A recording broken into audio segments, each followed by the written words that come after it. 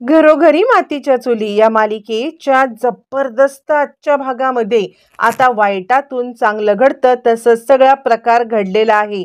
म्हणजे ज्या प्रकारे नानांना बेशुद्ध करून ऐश्वर्याने हे सगळं करण्याचा जो काही प्रयत्न केलेला आहे, त्यामुळे त्यामुळे मग मात्र आता पूर्णपणे ऐश्वर्या अडकलेली आहे.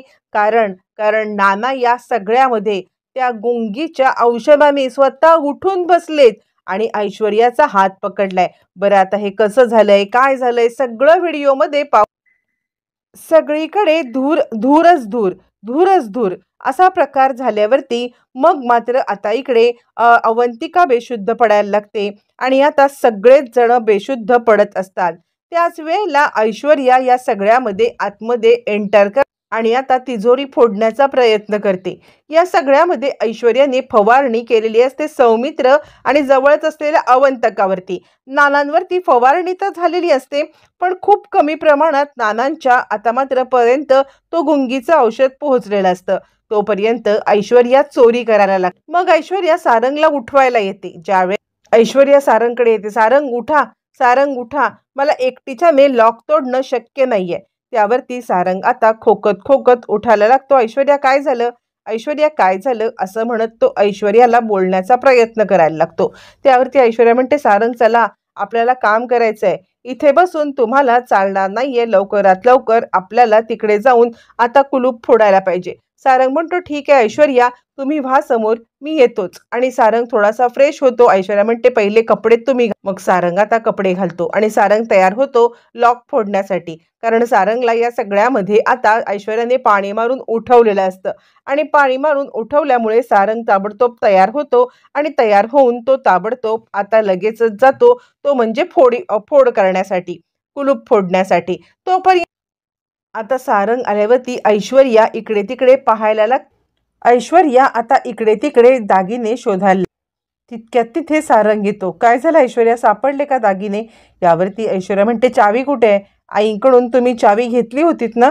यावरती सारंग सांगायला लागतो, हो आईकडून चावी घेतली. ऐश्वर्या म्हणते, एक काम करा, पहिले आता चावी उघडून पहिले दागिने काढून घेऊया आणि त्यानंतर मग आपण ते कसं फोडलंय हे दाखवूया.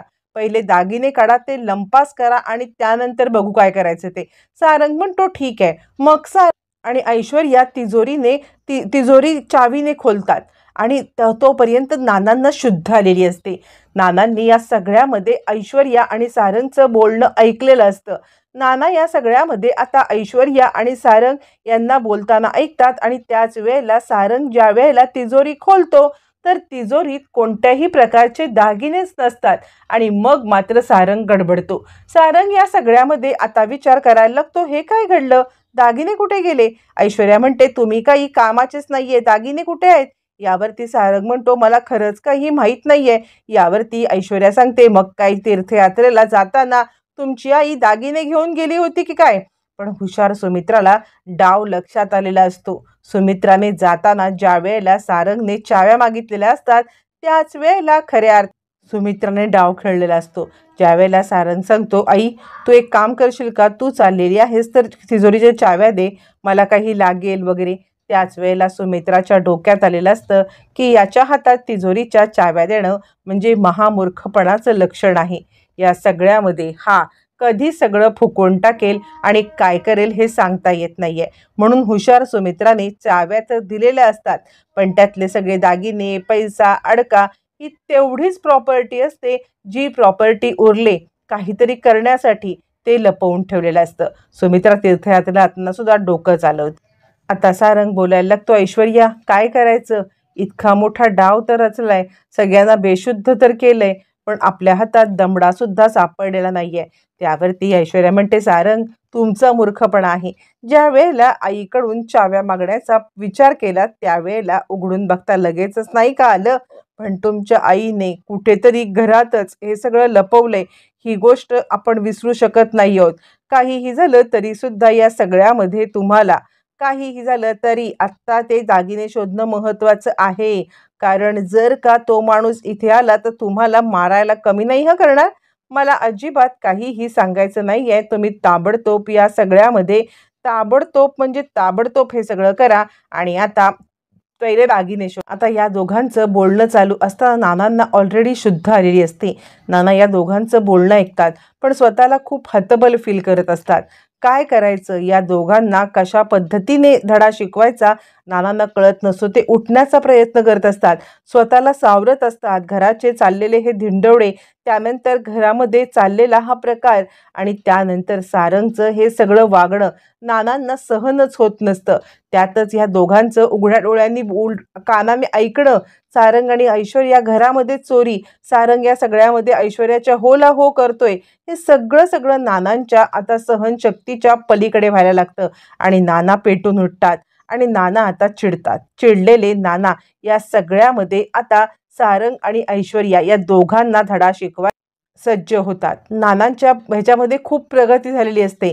नाना उठायला लागतात पण त्याच वेळेला नाना विचार करतात, नाही, या सगळ्यामध्ये जर मला या दोघांना धडा शिकवायला पाहिजे तर मला आधी ते दागिने सेफ हातामध्ये पोचवायला पाहिजे, ते म्हणजे जानकीच्या हातात. कारण सुमित्राने नानांना आता सांगितलेलं असतं की दागिने आणि आता सगळं हे वस्तू कुठे ठेवल्यात. नाना ताबडतोब आता तिकडे तशीच ॲक्टिंग कडून पडत राहत. तोपर्यंत सारंग आणि ऐश्वर्याला जानकी येण्याची चाहूल लागते. दोघंही जण हादरतात. सारंग सांगायला लागतो, वहिनी आता इकडे येत आहे, जर का वहिनी इकडे आली तर आपलं काही खरं नाही, काय करायचं आता आपण. यावरती ऐश्वर्या सांगते, हो, हे सुद्धा आता तुम्हाला मीच सांगते की ती इकडे बया आल्यावरती आपण काय करायचं, तुम्हाला तुमचं डोकंच नाही वापरता येत. यावरती सारंग म्हणतो, पहिले कपडे लपवा, जर जानकी वहिनीने पाहिलं तर काही खरं नाहीये आणि आपण सुद्धा बेशुद्ध पडण्याची ॲक्टिंग करूया. असं म्हणत दोघं जण बेशुद्ध पडण्याची ॲक्टिंग करायला लागतात. तोपर्यंत जानकी तिकडे आलेली असते. सारंग भाऊजी उठा, सारंग भाऊजी उठा, गुलाबदादा उठा, असं म्हणत ती सगळ्यांना उठवण्याचा प्रयत्न करायला लागते. पण कुणालाच काही आता शुद्ध नसते. त्यातल्या त्यात जानकी धावत पडत नानांच्या रूममध्ये. नाना, नाना तुम्ही ठीक आहात ना. नाना ऑलरेडी शुद्धीवरती आलेले असतात. नाना म्हणतात, हो जानकी मी ठीक आहे. यावरती मग मात्र जानकीला नाना सांगायला लागतात, जानकी हा सगळा ऐश्वर्या आणि आता सारंगचा डाव होता. जानकी म्हणते, काय. यावरती नाना सांगतात, सौमित्र आणि अवंतिकाला पण उठव, कारण या दोघांनी म्हणजे जानकी, अगं ह्या ऐश्वर्यानी फवारणी केली, फवारणी करून मला सौमित्राला आणि आता अवंतिकाला, आम्हाला तिघांना सुद्धा या सगळ्यामध्ये तिने आता पूर्णपणे बेशुद्ध केलं. आणि दोघं जण दागिने शोधत होते पण सुमित्राने जाताना हुशारी केल्यामुळे दागिने तिला काही सापडले नाही. यावर जानकी म्हणते, नाना, नाना तुम्ही व्यवस्थित बोलायला लागलात. नाना म्हणतात, हो. जानकी म्हणते, नाना तुम्ही उठण्याचा प्रयत्न करा. असं म्हणत जानकी नानांचा हात धरते, नानांना उठवण्याचा प्रयत्न करते. नानांच्या हालचाल व्हायला लागते. जानकी म्हणते, नाना तुम्ही उठताय. जानकीला नाना सांगतात, हो जानकी मी बरा झालोय, पण तू थांब, ही गोष्ट मला कुणालाही कळू द्यायची नाहीये.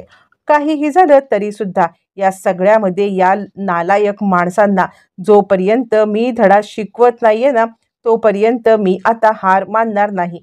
या सगळ्यांना मी आता धडा शिकवणार म्हणजे शिकवणारच.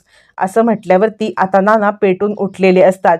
जानकीला ते सांगतात, हे बघ, ज्या ठिकाणी सुमित्राने दागिने ठेवलेत ना, ते दागिने सगळ्यात पहिले तू आता काढून घे. जानकी म्हणते, नाना. यावर नाना म्हणतात, हो, ते दागिने काढून घे आणि त्या दागिन्यांच्या मध्ये आता या सगळ्यामध्ये पैसे सुद्धा आहेत, ते लपव. अजिबात या सगळ्यामध्ये काहीही सांगू नको. अजून मी तुला ज्या गोष्टी सांगतोय त्या सुद्धा ऐक.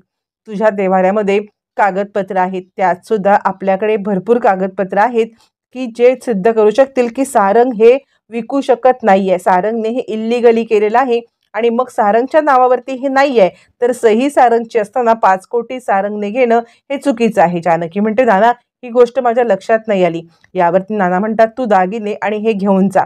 त्यानंतर जानकी सांगते, नाही नाना, मी घेऊन जाणार नाही, नंतर माझ्यावरती चोरीचा आरोप करतील. नाना म्हणतात, नाही, मी बघतो ना काय करायचं ते.